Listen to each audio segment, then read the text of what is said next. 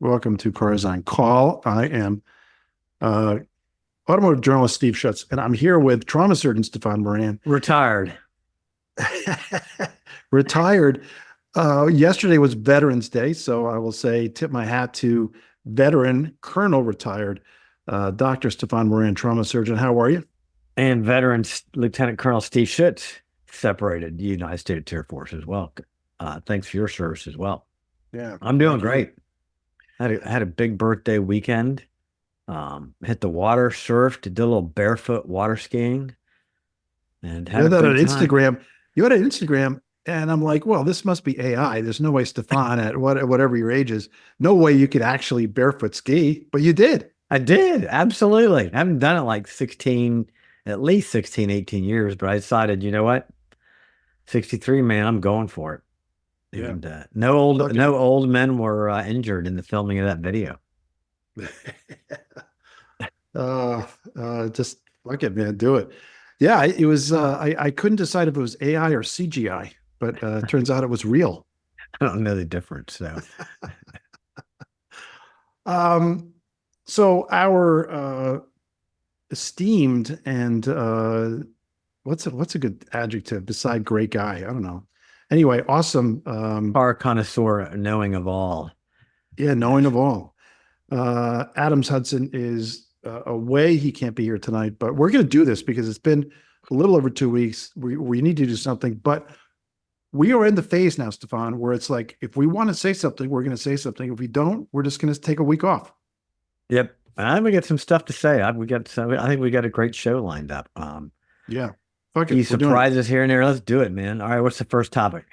We're going to do. I'm going to talk about buying a car because it was interesting Ah, and it's got a different wrinkle. I So, went to a car dealer today too. all right, well, we can compare notes. All right. And then we're going to talk about we got safety, of course. And one of the reasons that we started this podcast almost 3 years ago was we both thought, and actually my wife recommended this. Hey guys, you should do a podcast because the experience and perspective of the trauma surgeon talking about car safety is nowhere. And we have that, and we're both car guys. So why not include your perspective on safety in addition to all the other car stuff? So it's not just another car podcast. Thanks to you. Um, and then there's a car spotting that I think is interesting and gives us an interesting glimpse or reflection into our times versus 50 years ago. And I've got And a rant too. and we got a rant. So I'm going to start with buying a car. So I have, I've talked about my sports cars, but I have a real car, which is, family vehicle and get around, especially get around in the snow. I live in Idaho. I need something for bad weather. So for 20 years, I've had Lexus LXs, had the 470, which is hopelessly underpowered. And I really had trouble with it because getting up mountain roads without a turbocharger and with 185 horsepower. How about Geez, that? and it weighed what? 8,000 pounds? Yeah, God. probably 8,000 pounds. It was ridiculous. I mean, I was always flooring the car and barely, 185 horsepower? it was ridiculous. Was that in a So V8? it's a V8, V8. What? I mean, I know. that sounds like an American car from the 70s. Yeah, it kind of was. Yeah. So I kept it 5 years and I said, I can't do this anymore. And there was a brand new one came out, had 385 horsepower. There you go. So I said, all right, 200 more horsepower. This is good. And that was nice. And I've had it for 15 years. It was the LX 570. But it's time. So I went to the Lexus dealer and said, I want to get an LX 600. And they had one on the lot. It wasn't what I wanted. It had too much stuff on it that I didn't want.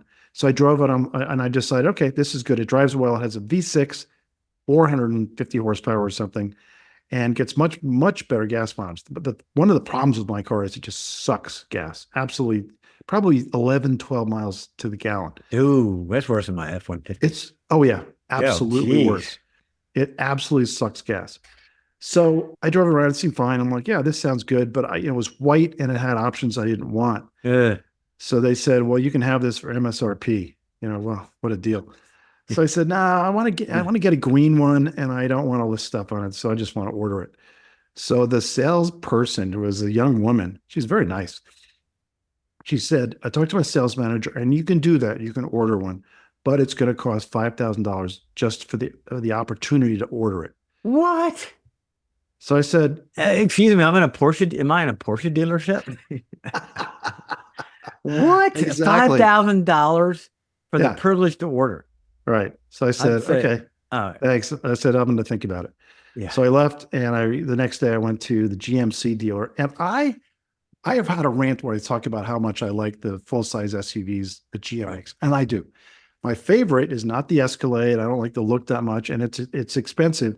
The Denali. It's the same one, the Yukon standard wheelbase Yeah. Yukon Denali GMC. Yes. It's basically an Escalade with a different look, which I like better, and it's available with a diesel engine, which gets really good mileage. It's a 3 liter inline six turbo Oh, diesel, and I drove, they had a Yukon, not a Denali on the lot, but it had the diesel. I drove around. I'm like, this is perfect. Yep. I want to get it. So, like all full size pickups or SUVs, there are dealer incentives and there are factory incentives, and they are for those vehicles. You're talking about $5,000 to $10,000 in incentives.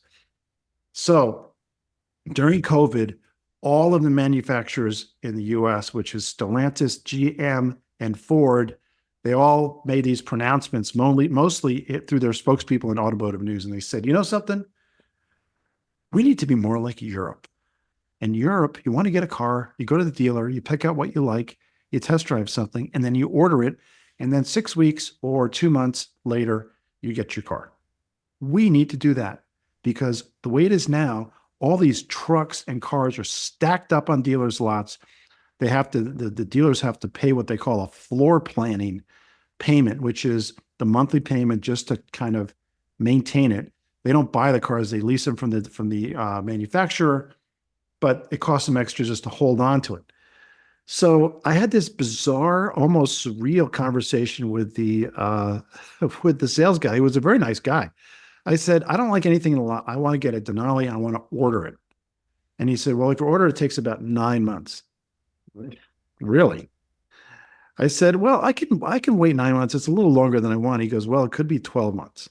He goes, he goes, we're really set up to just set them off the lot. I said, there's nothing I want here. And he goes, I can look around the country. He did. There was nothing that was like what I wanted. So I said, I want to get a diesel with all the options I want to get. And he said, yeah, it's going to be 9 to 12 months. And he said, oh, by the way, if you order it and don't buy it from the lot, then all of the incentives go away.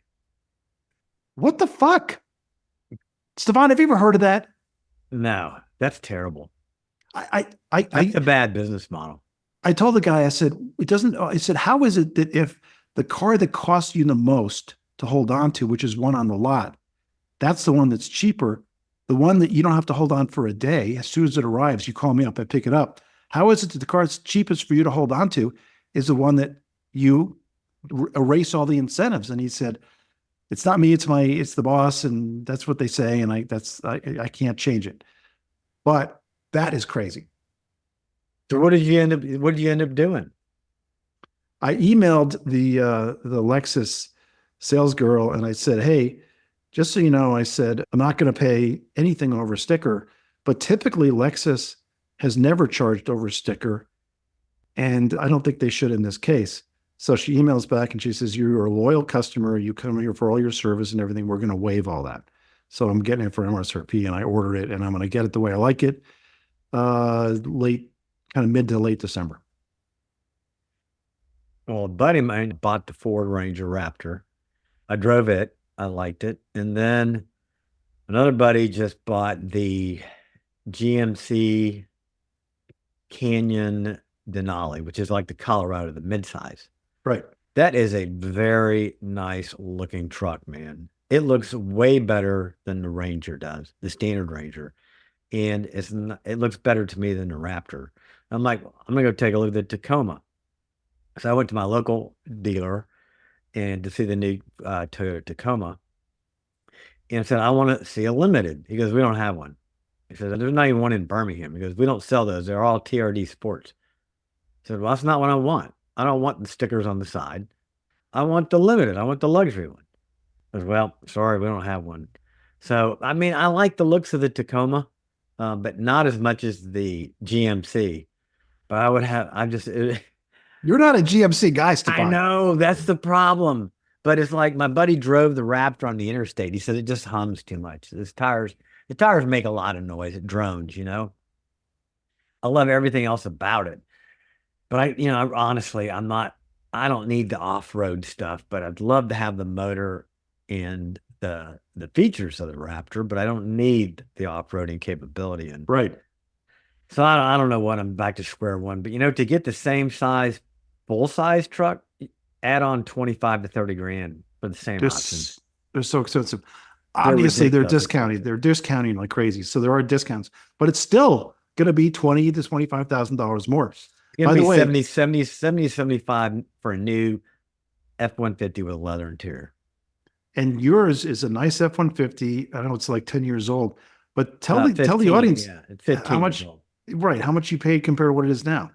I paid 30 grand for that in 2010. Yes, $30,000. 30,000. And my truck, that exact same truck today, is about almost $60,000. It's an XLT, cloth interior. Double the price. Yep, double the price. Well, I think that So I don't know what I'm going to do. I'm just going to wait a little bit longer. I think if you tread water, the prices will continue to drop because inventories have been rising. I talked. Oh, he had like 30 Tacomas on the lot. Right. The old Tacoma with a V6, they couldn't keep them in stock because everyone knew there was a 4-cylinder coming. And now the 4-cylinder is here and it is not popular. No. I was actually looking at the hybrid 4-cylinder. They put a little battery in the back, gives you a lot more horsepower. So it's one more thing to break. People loved the Tacoma because it was so simple. Right. And now they got a hybrid and it's a 4-cylinder and it's a turbo and I just think it's just the GMC is a 4-cylinder. I know. The Raptor isn't, but that's right. I think that the standard Ranger is a 4-cylinder. The standard Ranger is, but there's not a whole lot. Even the decked out Ranger is not that decked out in terms of interior features. Yeah. No ball coolers. That's like a hard pass, man. So I saw, I didn't know that about the Ranger Raptor, about the humming on the highway. The vehicle that's famous for that is the Jeep Wrangler. And I saw an Instagram post that was really funny. It said, "Finally, I cured the rumbling sound of the tires on the highway for my Jeep Wrangler," and had a picture of a Jeep Wrangler on a trailer behind a pickup. So I said, "Yeah, that's how you fix it." Yes. So let's go on to safety. And what do you got? So for safety, I'm going to start it off with, and we as humans are basically as predictable as lab rats. And remember, even more predictable in terms of behavior and behavioral patterns. I mean, our brains are fundamentally lazy and always want to take the lazy path. But remember that video of the Tesla going down the interstate in California with the sunshades and all the windows covered? Yes. Well, unfortunately, horrifying, but but you know what? The people that are driving in these cars with these automated driving assistance systems, they're no different than the guy who put up the sunshades. Okay. How about the Tesla on a highway in California with a couple in it doing, in the front seat and obviously not paying attention to the road because of full self-driving. Same thing. Was that the stick shift? No, it was a Tesla, so it was on full self-driving mode, and the couple, he's in the front seat, and you missed it. She's right. I don't need to describe it. Yeah, okay. Anyways, well, the Insurance Institute for Highway Safety did a bunch of research looking at how drivers are behaving with these automated driving systems in these vehicles, autopilot, so to speak, and exactly what you expect. The more automated that the vehicle becomes, the more likely the driver is to multitask and not pay attention. So I mean, that's kind of predictive. We'd hope better not, because the systems tell you, you need to watch what's going on. You need to touch the steering wheel. So then, but what this really shows is a good reminder of the way people learn. If you train them to think that they're paying attention, means nudging the steering wheel every few seconds, and that's exactly what they do. So they'll be looking at their phone or reading or eating, and then just automatically reach up and touch the steering wheel to beat the system. And, so they showed even with the Volvo's pilot assist partial automation system, drivers more likely to look at their phones, eat sandwiches, do other visual manual activities. So even though the systems have these autopilots and have requirements for you to interact with the system, your fundamental behavior becomes one of complete distracted driving, and you're only activating the system to prevent it from alarming at you. And what they really showed looking at was how quickly people mastered the timing interval. So, so I don't know what the time, let's just say it's 30 seconds. People just they learned what 29.5 seconds was. It's kind of like reaching down and flicking your mouse before your screen goes blank and go into screensaver mode. They're showing all these studies that the drivers are becoming more bolder and more complacent as they get used to the system. And I think it's what we would clearly predict.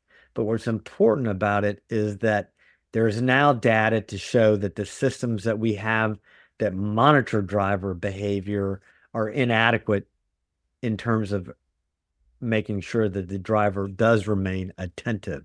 So then maybe, I think the easy solution to that is you have random time intervals.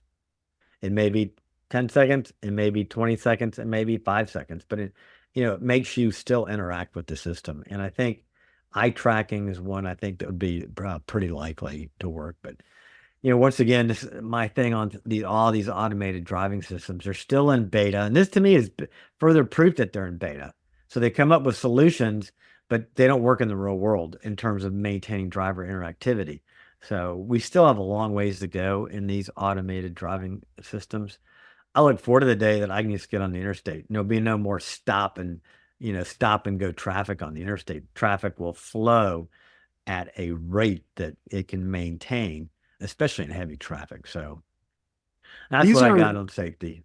These are called ADAS, which is Automated Driver Assistant Systems. Systems, yes. And I think they should be called MDC systems, or making drivers complacent, because that is exactly what happens. You're no longer paying attention. You're like, the car's got to stop. The car's got to stop.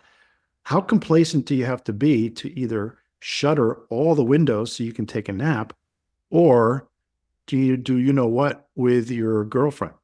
That's about as complacent as you can be. And it's horrifying, and it's so dangerous. So, it is. And especially they're so dangerous because these systems are basically in a beta mode. That's the other problem. I do think that we're going to, and I've said this before, but I think that we need to get as fast as possible to, and I'm a driver, but I don't like commuting and I don't like regular driving. No steering wheel, no pedals in the car, and it's automated and it takes you where you have to go. And it's so good that it gets you there and there's no chance of hitting anything. Right. We're not there yet, but I can, where we are now is so much better than where we were 10 years ago. I think in 5 to 10 years, obviously it's not going to replace cars for a long time, but I think it's going to start replacing cars. Joby, I always talk about Joby. Joby had their first flight in Japan, I think last week. And Joby is the next step, which is you do all the automation, but you're up in the air. You're in a pod, and the pod goes from, let's say, downtown Manhattan to Newark Airport. And it's automated. It goes back and forth. You can do that in a helicopter now for $600. I bet you'll be able to do it for $80. And this Joby system, once it's set up, and it'll just go back and forth and back and forth and back and forth all day and all night. And then you add that to everywhere. And then now all of a sudden, how about commuting across the Bay Bridge in San Francisco in a Joby? That would be a great thing. So, Stephan, bring on the fully automated driving. Exactly. This half step is bad. The half step, just remove the driver. Get it to the point where you don't need a driver. And that's what we want. I think we'll get that. I agree with you, Stephan. Yes. That will force the software and the technology.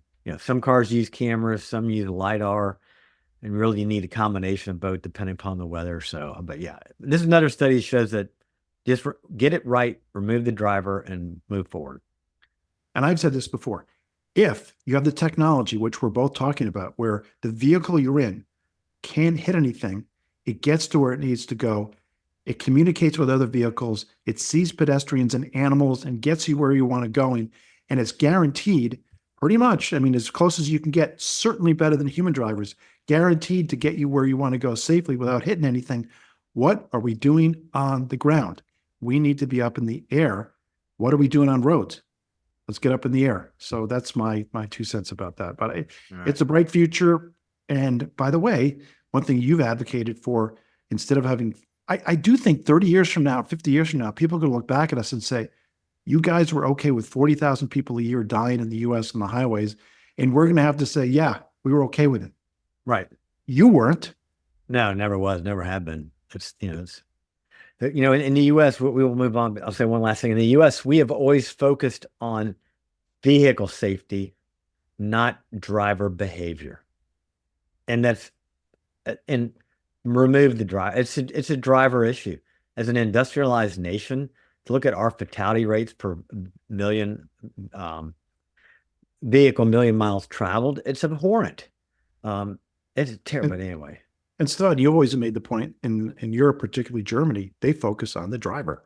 Yes, absolutely. Driver education, driver behavior, following the rules of the road, everything. So, well, my car spotting today is a little bit kind of related to what we're talking about, because this is the dawn of this new age of self-driving cars, self-driving vehicles. And I do think we're entering into this new era. And I think it's inevitable, 5 to 10 years, we're going to save so many lives. It's going to fix the traffic problems you're talking about. And we are now, it's funny to think about this, Stefan. We are now leaving, as we go into that era, hate to say it, Stefan, we're leaving the era of the Model T. We went from horses and other animals to transport us to cars, individually owned cars that we drove. And the Model T was the first one that opened that door. And then here we are. We haven't really changed that much since the Model T. So I spotted a car, actually a museum in Tacoma, Washington, but it doesn't matter. It's a car that, on the one hand, doesn't belong in a museum. On the other hand, it totally does. 1973 Dodge Dart Swinger. By the way, I can't believe in the 70s, they actually called the car a Swinger back in the swinging 70s. But this is, to me, the Model T of the 1970s. I would say in the 1980s, we had maybe a Honda Civic was this car. And then in the 90s or the 2000s, maybe was a Chevy Impala, whatever. This is a car that it didn't matter who you were. Let's say you were a drywaller or you were a teacher or a secretary. You didn't make that much money. This was your car, just like a Model T was a car for every man and every woman in the 20s. This was a car in the 70s. And I remember these from my youth. These were stripped down cars, no luxury involved. It had an AM radio or no radio. It had, again, vinyl seats and no luxury anything. Forget about, you talk about what we have now, which is you're talking about ball coolers. We have massage seats. We have screens. We have incredible HVAC systems. And we have basically computers that we can use while we're driving. This had none of that. It was stripped. These were very reliable cars. They had a slant six engine that Dodge made for decades, and they ran forever, very trouble-free, had almost no power, but they were really, really trouble-free, got decent gas mileage as opposed to the V8 at the time. And this is an everyman car. We don't really have this anymore. I'm trying to think of a current car that would be like this, and maybe a Honda CR-V or an Big HRV. Ultima Energy. Big Ultima Energy, yeah, but the Ultimas they're discontinued. So these everyday cars are now being replaced by cheap SUVs. Yeah. But if you were to look at the price of this in 1973 would have been around $3,000 to $4,000. And if you say, what is that today? It's probably $40,000 or $35,000, maybe cheaper. This is such a bare bones car that you could own and operate. You could have two in the family, even if only one person was working. And we've passed out of this. The average car now goes for $47,000, which is a lot more than this would be, even adjusted for inflation. Stefan, I miss these bare bones cars. Well, part of it that the reason cars are so expensive now has to do with a lot of the required safety features. The way they're built to withstand collisions, and then all the computer systems. Think about this car. How about This emissions car, control? yeah, and emissions control, and then all the computers on a car now. Touch screens, there's microchips everywhere. Back then there wasn't any of that. I mean, it had a points distributor. So unfortunately, those things have driven up the cost of cars. And even your bare bones strip cars are, they're still expensive because they've got a lot of necessary safety features and parts that cost money. Computers on wheels, even now. And then Yep. even a cheap car is a computer on wheels now. And this, forget about what this guy's like. This car is like, what's a computer? I remember those cars. Going back, I love the slanted window in the back, the way it curves. Yes. It's concave. And then the other thing that people don't realize, that younger kids, and I remember the day of cars they had front bench seats. So everybody, the middle passenger and the passenger, had to sit where the driver wanted to sit. So if mom's driving the car and it's way to the front, that's where you're going to be. So I remember those days, those front bench seats. This was a legitimate 6-seat car. Yep. People now say, "Oh yeah, you're going to have six. You have 3 kids. Oh my gosh, you need a Suburban." No, you don't. That's the kind of car you want to take to the drive-in theater with your girl, right? At least you're not moving. The car's not moving, at least. Yeah. All right. So anyway, well, that's why they call it a swinger. But all right, so that's my car spotting. And again, it's nostalgia, but it's also a reminder that this era of these affordable cars that you drive yourself, this era is coming to a close. I think 10 years from now, most cars that are for sale, honestly, will be self-driving. Not 5 years, but I think 10 years they will. And this idea that this is a car you can get for cheap, and you can buy it in high school maybe and drive. Those days are coming to a close. So a little nostalgic. So, hey, you got a rant. You have not told me what this rant is. I'm really excited to hear it. All right, so here we go. I got to tee this up. Is it an angry rant or a happy rant? No, it's I'm done with it rant. It's an old man rant. Okay, so when we were kids, there were 3 really cool cars. Okay, these were considered supercars, and we had the Countach, we had the Testarossa, and we had the Porsche 959. These cars were the tip of the iceberg, the epitome of what was available. In today's dollars, a Countach is $310,000. The Testarossa is $270,000, and the 959 was super expensive at $620,000. Now it seems like every other month, some new automaker reveals another record-breaking hypercar, and I'm just sick and tired of hypercars. They boast about obscene top speed. You're left wondering what even the purpose it serves beyond bragging rights to the select few billionaires and celebrities. And to me, it's this whole hypercar thing is just absurd. And the reason this came about was that we had the new Ferrari F whatever, the F80. F80. I'm like, I really don't. I mean, I'm like, give me a break. Look at this thing. It looks like I don't even know what it is absolutely ugly. It's the worst looking front end I've ever seen on a car. But you know what? 3.9 million is the entry price on this. They are completely sold out already. I mean, so yes, there's a market for them. But then and this is only the tip of the ice. This is one of many. Here we go. Here's the Pagani Hyura Codalunga. I don't even know. 7.4 million. Kind of lingus, yeah. $7.4 million. I'm glad you didn't say that. It's a Pagani signature hand-built craftsmanship with a Well, back up a second. V12 What's the price? 7.4 million. No. Yes. All right. Oh, crap. Yeah. Here we go. Bugatti Mistral, $5 million. It's their final W16 engine car.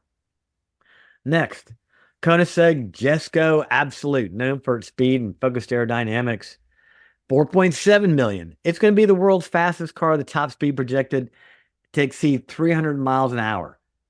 Down here in Alabama, we call that the AKA Sammy Hagar I Can't Drive 55 edition. And then, here is the Aston Martin Valkyrie, $4.2 million. And this car is really designed just for the track. So you spend $4.2 million to take this car on the track. Ferrari SP3, Daytona, $2.3 million. That's a real bargain. They consider this a tribute to their classic 1960 cars. I don't see it. So what we've had here is a parade of these outlandishly powerful, ostentatiously priced, low-slung beasts that, ironically, they're cars, but they're just going to sit in some climate-controlled garage instead of roaring down the Autobahn or being on the racetrack where they belong. These things have crossed into territory where their power it's unusable by anyone outside of professional drivers on closed circuits.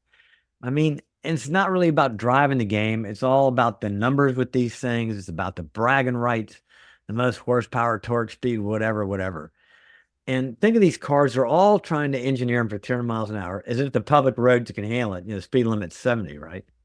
So is this about performance, or is this about outdoing the last guy's 2.5 seconds here to 60 by a few hundredths of a second? And oh, by the way, if you've driven an electric car, even like the Rivian, it gets nauseating and unpleasant to floor those things. Sub 3 seconds, 0 to 60 is not pleasant. And all these cars are capable of that. So it's not pleasant to do that. And the price tag, these things have become so bloated. They're basically parked assets. Buy a Monet, buy a Manet, or Renoir, whatever you want. But these are for the less than 1%ers. They're collector items. They're mechanical sculptures. Some of them are only limited to 10 units worldwide. So I don't even read about. I see another thing pop up in my car magazine or on the internet. I don't read any of this shit about these things because I have zero interest in them. And they're no longer practical vehicles. And I think, showing up in one of these cars at your local car event or showing up in the valet parking, it's like sporting a Rolex with diamonds with a blonde hooker on your arm, or a NASCAR wife with lots of aftermarket parts. I mean, that's what this thing is. It's all about the show because they ain't going, they're not driving them. And I'm sick of them.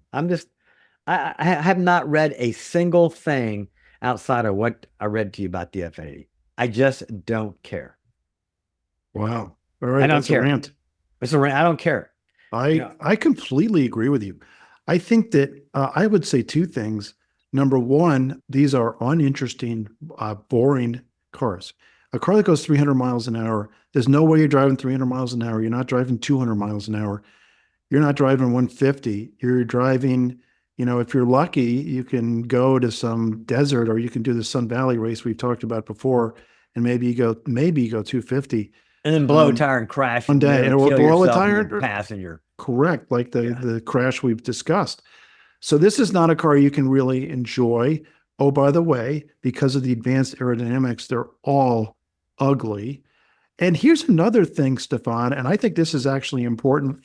In addition, of course, everything you said is important because what you're saying is these cars are not really interesting or fun.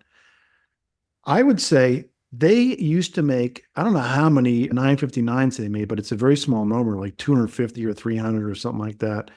They're making tons of these cars, lots. The numbers of, I don't know what the numbers are, but the numbers of these hypercars compared to the number of hypercars they made, like the three you just talked about, Right. I would bet you there's 5 to 10 times more of all these hypercars together than there were 959 plus Testarossa plus the other one, the Countach, the Lamborghini.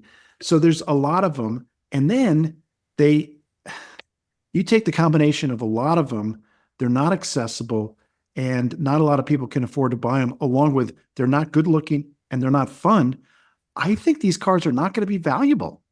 No, especially, and the ones that are not selling is like the Rimac, the electric ones. They're just not selling. I mean, nobody has real interest. I mean, it's like, give me vintage analog all day long, or give me a Porsche GTS. I've driven that car on the track. It way exceeds what I can do.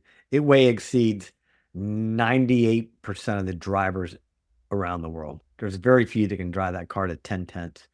So that is, in my mind, that is a usable supercar. And if you look at the Porsche GTS, what it can do versus the 959. It blows the 959 away. So, they've come so far with the Porsche. And to me, it looks, it's not as, I mean, a McLaren is showy, a Lamborghini is showy, but I think the Porsche design has become so iconic and it's been so long lasting that you can literally own for your own average driver abilities, it is a hypercar for you. And it looks great. It's usable and it's drivable. Yeah, that's completely right. I mean, for anybody, a Porsche 911 is, there's no way you need more power than that. It's ridiculous. And there's another thing about hypercars that people don't think about. Let's say you want to buy one of these used. Let's say I'm right and it depreciates. So the $5 million or the $3 million Ferrari, the SF90 you were talking about, right? Let's say it's down to, with depreciation, you end up buying one for $500,000 in 10 years, which wouldn't surprise me, by the way. I think they're going to depreciate. Once you have one, it's really hard to actually own it. I saw a great video on VinWiki where a guy who owned a McLaren F1 that we all agree is a great analog supercar that will never drop in value because they made so few of them and they're so great to drive. Right. So that guy owned one for a couple of years and he said, people don't understand. That's the Gordon Murray. So that's not the F1, but people don't understand. This is the T50 I was talking about. This is, Well, go ahead and talk about that. And then I'll talk about the F1. So the T50 is Gordon Murray's car, the greatest engineer of all time, F1. And his cars are basically hyper analog beast. I mean, this car is so analog in its fundamental design. And this is a hyper car, probably more supercar, but this is something, I did not put this on my list because this to me is a real car. It's expensive, yes, but it drives on the road. It drives on the track. It's not terribly flashy. It's got a honking V12 in the back. And this car is made to drive. And I like this car. A manual transmission. And yes, and a manual transmission. Absolutely. So I did not mention this is a car. This is a hypercar. I mean, not priced like the others, but it's in the realm of hypercar. Well, since you put that up, I will say something. I guarantee it's going to be true about this car, just like it's true about the McLaren F1, which we all love. It's a 30-year-old car that is one of the greatest cars ever made and will always be valuable. It's $20 million now, and it's going to be worth 40 in 10 years. It'll never go down in value. But this guy who owned one said, if you own one of these cars, you have to be ready for a lot of costs. He goes, forget about driving it. He goes, if you drive it, that's fine. But he goes, even if you don't drive it, the parts time out. So for example, you need to get a new gas tank about every 5 years. Even if you don't drive it, it expires. You have to get a new one.